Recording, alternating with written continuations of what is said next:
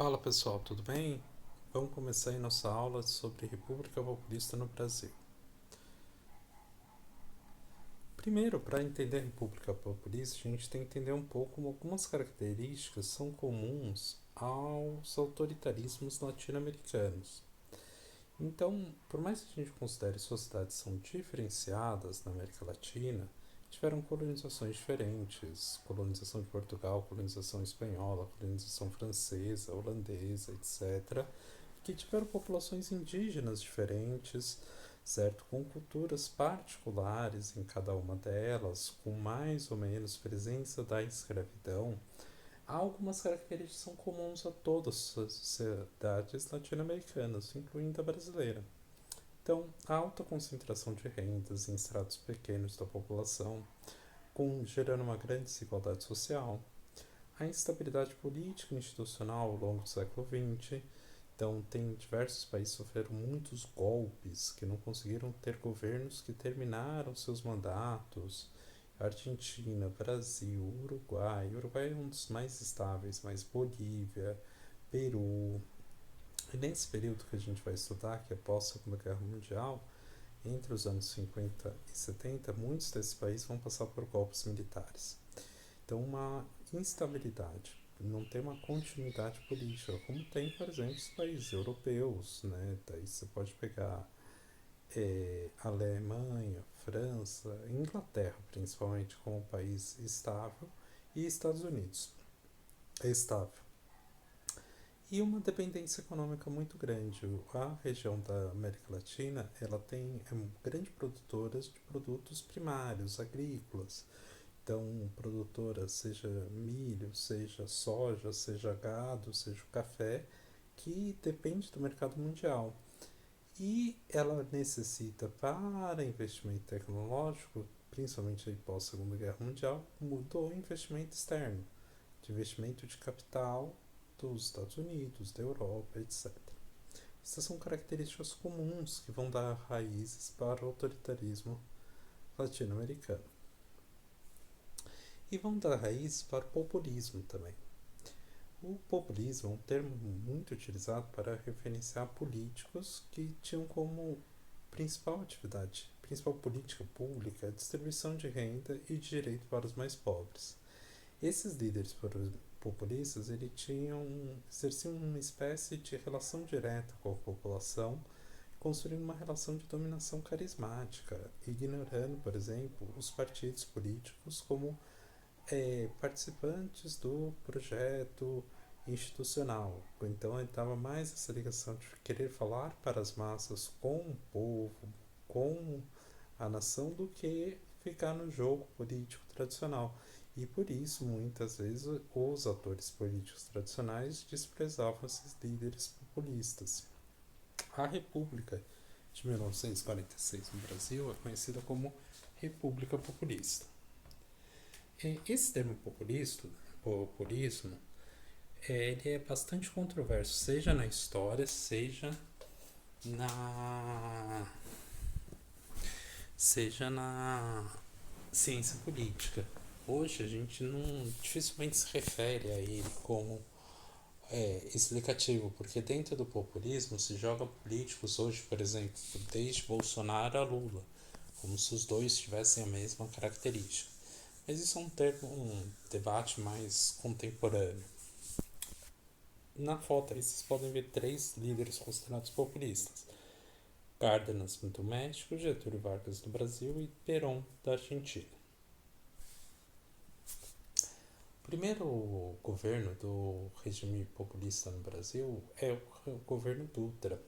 Eurico Gaspar Dutra, ele vence as eleições com apoio de Getúlio Vargas, eleições de 1945 e assume em 1946.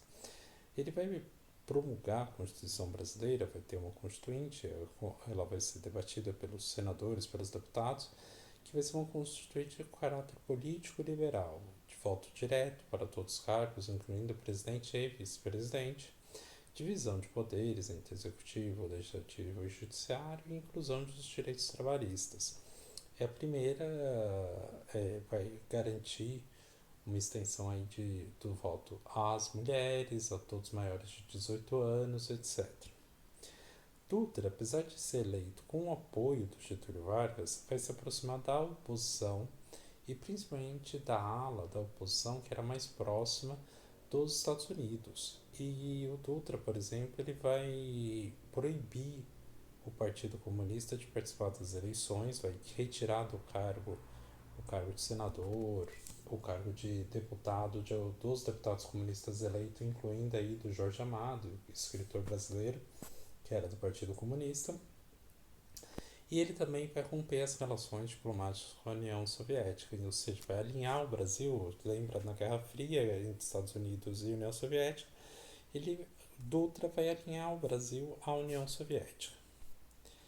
Vargas, nas eleições, ele vai retornar ao poder, certo?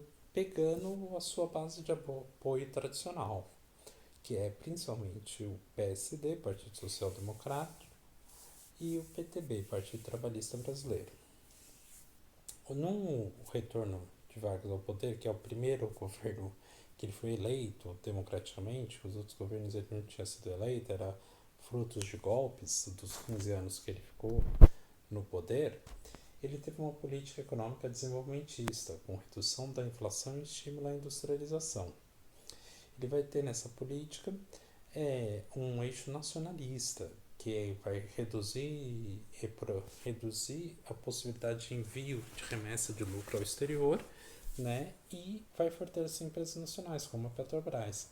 Com isso, ele buscou estimular por exemplo, o dinheiro que as empresas conseguiam aqui, que não podia ser enviado para o exterior, a política do Vargas, o objetivo era que elas investissem no país. Né? Então, que fizesse circular, criar empregos aqui, mover a economia aqui. Então, ele tinha uma política bastante nacionalista, o que desagradava os setores, por exemplo, da UDN, União Democrática Nacional, que tinha uma preferência por abrir mais para o investimento externo, principalmente norte-americano. Em 1954, o principal líder da coalição, que era o Carlos Lacerda, vai sofrer um atentado. E vai ser descoberto que quem mandou fazer o atentado foi o guarda presidencial, o chefe da guarda presidencial do Vargas. E a ideia vai dar ruim, né? E quando deu ruim, os diversos setores civis e militares vão pressionar pela renúncia do Vargas. E Vargas, num ato considerado aí por alguns já um ato heróico, um ato de resistência, vai se suicidar no Palácio do Governo, em 24 de agosto de 1954, deixando uma carta ao povo brasileiro que é bastante conhecida.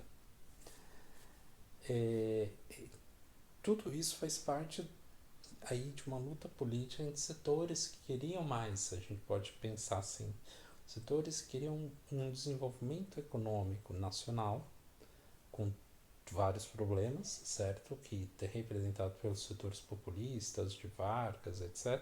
E setores que queriam mais uma proximidade com outros, com uma proximidade mais com os investimentos externos, principalmente dos Estados Unidos. Logo depois que Getúlio Vargas se suicida, se inicia um período aí de transição que o vice-presidente Café Filho vai assumir, porém é uma tentativa de golpe militar, é a primeira tentativa de golpe militar aí nesse período democrático, e é uma conturbada sucessão. O golpe militar fracassa, vai ter eleições, o ex-governador de Minas Gerais, Juscelino Kubitschek, conhecido também como JK, vai ser eleito presidente nessas eleições. A oposição, né, principalmente a UDN, tenta barrar com que JK assuma, mas não consegue. O governo JK foi marcado principalmente pelo seu plano econômico e também por um otimismo no período do governo. O plano econômico, conhecido como plano de metas, tinha a ideia de fazer 50 anos em 5, ou seja, que o Brasil saltasse 50 anos em 5 anos, que era o período da presidência. O principal programa econômico, ele visava a industrialização por meio de trazer fábricas estrangeiras para o Brasil, Facilidades para comprar de maquinário, principalmente do exterior, porque não tínhamos produção de maquinário aqui, certo desenvolvimento de infraestrutura, como rodovias, sistemas de energia, etc., para o país. Esse desenvolvimento que aconteceu durante o governo JK, ele teve principalmente como eixo Rio-São Paulo. Então, é nesse eixo Rio-São Paulo que o governo JK vai desenvolver. Nesse período, as outras regiões do Brasil vão ter pouco desenvolvimento. Então, o Sudeste vai ter esse maior desenvolvimento. O Nordeste e o Norte, vamos dizer assim, vão ter pouco desenvolvimento e o Centro-Oeste também. O Centro-Oeste vai ser atendido, na verdade, principalmente com o deslocamento da capital, Brasília, que JK vai construir e vai inaugurar em 1960. Mas além da construção de Brasília, o sentimento de nacionalidade ele vai ser reforçado durante o governo JK, principalmente pela vitória do Brasil na Copa do Mundo, certo? Que isso é uma coisa que vai mobilizar, vamos dizer assim, nacionalmente. O futebol não tinha ainda tanta importância quanto vai ganhar posteriormente, inclusive na ditadura militar, né? Mas ele já tinha uma visibilidade, era uma representação nacional. E a música também, a bossa nova. A bossa nova vai ser um ritmo que vai se desenvolver aí no final dos anos 50, que vai ser conhecido como um ritmo musical brasileiro mundo afora. Todas essas transformações e aí também um bom desenvolvimento econômico, a inclusão dos setores da classe média no consumo de bens eletrodomésticos que antes eram só importados, começaram a ser produzidos no Brasil, fogão, geladeira, etc. Toda essa inclusão vai gerar um clima de otimismo no país durante o governo JK. Esse otimismo vai aos poucos sendo minado quando na sucessão. Quem vai ganhar as eleições presidenciais vai ser o Jânio Quadros. Jânio Quadros ele vai ser eleito por um conjunto de partidos com o apoio do setor da oposição, que era a UDN, que era a oposição ao Juscelino Kubitschek. Ele vai ter uma política que ele vai durar 7 meses o governo. Ele assume em janeiro, em agosto ele vai renunciar.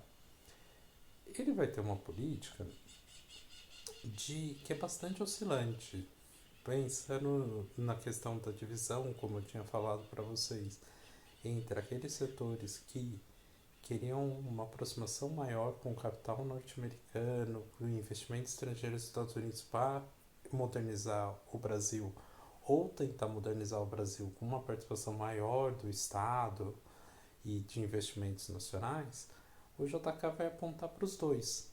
Então ele vai apontar, por exemplo, se aproximando do Fundo Monetário Internacional, que era o principal representante do Fundo Monetário era os Estados Unidos e a política de investimento estrangeiro a partir dos Estados Unidos, e vai reatar as relações diplomáticas com os países do leste europeu, os países ditos socialistas, como Hungria, Bulgária, e vai condecorar Che Guevara, que tinha acabado de fazer a Revolução Cubana. A Revolução Cubana ainda não tinha tomado seu rumo comunista, porém era uma representação muito forte de esquerda. E aí os partidos políticos, os setores da mídia, da opinião pública, eles foram rapidamente se afastando de Jânio Quadros. E Jânio Quadros vai tentar, entre aspas, uma jogada política de fazer a sua renúncia e pensando que a Câmara de Deputados não ia aceitar a renúncia porque o seu vice, que era João Goulart, aqui tem uma coisa que é importante, o Brasil votava e elegia o presidente e o vice, que não eram necessariamente da mesma chapa. Então, o Jânio Quadros e o João Goulart não eram da mesma chapa. É diferente hoje, por exemplo, Bolsonaro e Mourão, de Temer e Dilma, etc. Então, o João Goulart era de uma chapa da oposição, certo? E era o vice-presidente. Ele que ia assumir a presidência caso Jânio Quadros renunciasse. Jânio Quadros renunciou e, acreditando que a Câmara de Deputados não ia deixar que Jango, o João Goulart, assumisse, ele fez essa renúncia esperando que a Câmara de Deputados rejeitasse. E, na verdade, a Câmara de Deputados aceitou. E para a Câmara de Deputados, como eles não tinham mesmo confiança no João Goulart, eles fizeram uma manobra para que transformar o Brasil de república presidencialista, que é onde o poder executivo mais forte está no presidente, em república parlamentarista, no qual o poder executivo está na Câmara de Deputados. Né? Tem o seu primeiro-ministro, como é, por exemplo, a Inglaterra. E eles transformaram o Brasil de sistema presidencialista para sistema parlamentarista, retirando os poderes do Goulart. O que acontece? Essa mudança no regime brasileiro durou muito pouco tempo, porque a própria Câmara de Deputados, para tentar confirmar sua legitimidade, chamou um plebiscito e, em janeiro de 1963, a ampla maioria da população brasileira votou nesse plebiscito pelo presidencialismo, acabar com o parlamentarismo, demonstrando que a Câmara de Deputados no Brasil não tinha legitimidade popular. O presidente sempre foi uma figura, isso faz parte de uma característica do Estado brasileiro, da República Brasileira, que o presidente sempre foi uma figura na qual existe uma maior legitimidade popular, uma maior ligação do que a Câmara de Deputados, o Senado. As pessoas têm uma relação com o presidente muito maior do que com os políticos que estão na Câmara de Deputados e no Senado. E João Goulart volta a governar a partir de 1963. O governo de João Goulart é o governo que antecedeu o golpe militar, a ditadura militar.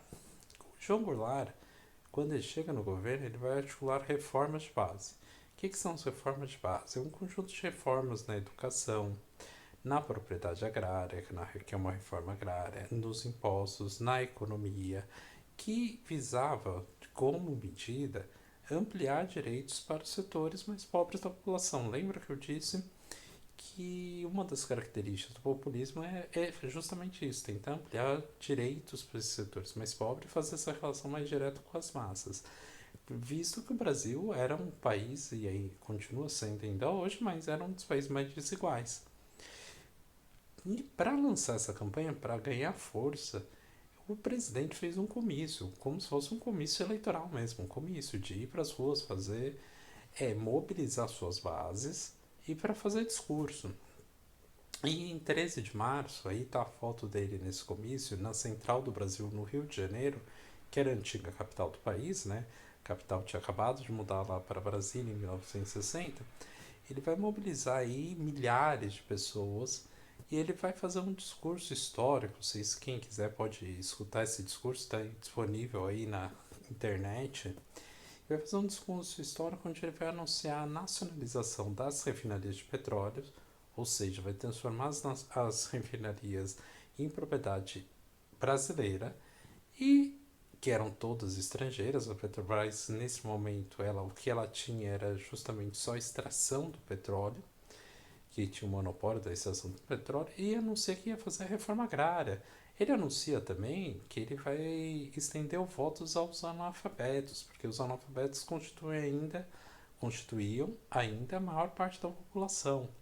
Ou seja, ele ia dar direito ao voto aos setores mais pobres do país que não tinham direito a voto.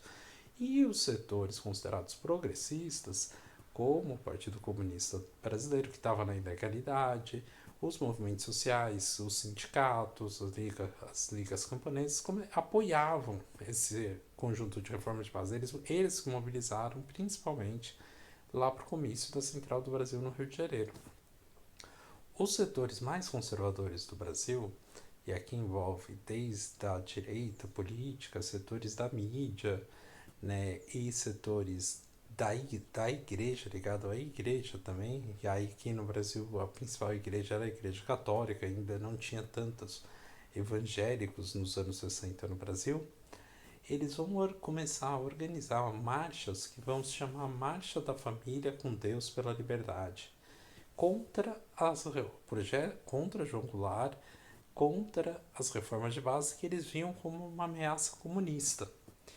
E de comunista, as reformas de base não tinham nada. A gente pode discutir depois, se caso aí que alguém tem interesse, Reforma agrária é uma coisa que vários países capitalistas, como Estados Unidos, Japão, França, fizeram. Não é uma reforma agrária, não é uma medida comunista.